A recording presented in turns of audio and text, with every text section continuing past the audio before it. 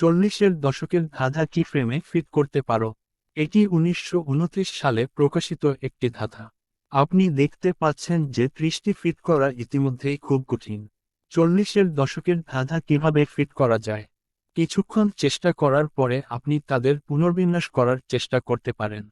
হয়তো আপনি 3টি টি ফিট করার উপায় খুঁজে পেতে পারেন, কিন্তু বেশিরভাগ সময় শেষটির জন্য পর্যাপ্ত জায়গা থাকে না।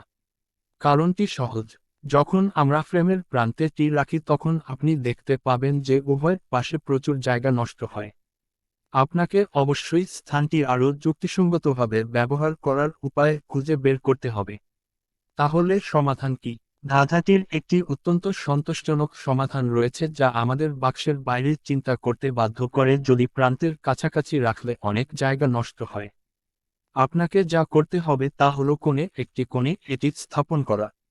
তারপর অন্য টুকরোটি এখানে রাখুন।